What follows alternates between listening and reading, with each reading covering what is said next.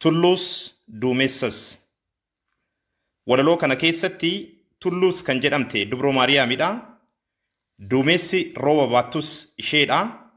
Kanaaf isheetti deemnee yoo irreeffanne isheedhumti tulluu taate, isheedhumti ammoo duumessa rooba baattu taatetoo rooba nu roobuu dandeessi yaada jedhuuf keessaa qaba. Tulluus duumessas. Gubata hongeerraa irraa nafne homtuu, murtii al tokkootiin adabamne martuu, bu'uura murtiitiin raawwiin taasifamee, barasii hag baranaa cuufti duguuggamee, garasii hag garanaa du'aaf furguuggamee, warrasii hag warranaa badee haxaawwamee, kitaaba jireenyarraa laaqamee haqamee.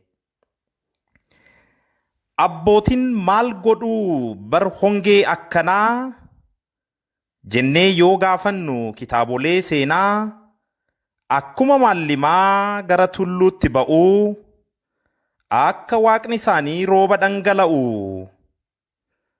Haa ta'ullee malee bara hongee akkanaa furmaata yerootiif tulluutti maaf baanaa, sagal baanee buunee afuuraa ciccinnaa.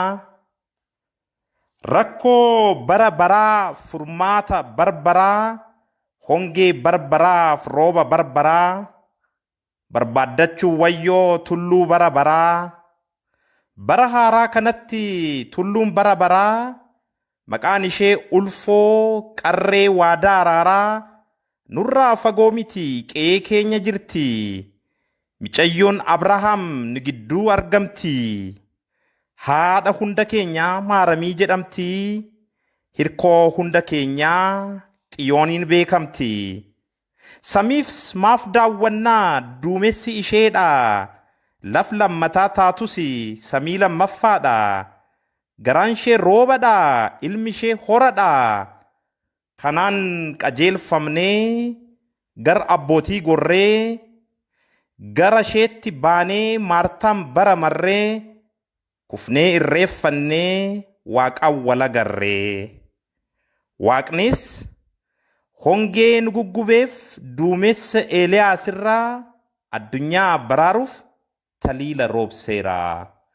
Galanni Waaqayyoof haa ta'u, ayyaanni kan milkii kan gammachuu isiniif haa ta'u. Horaa bulaa deebana.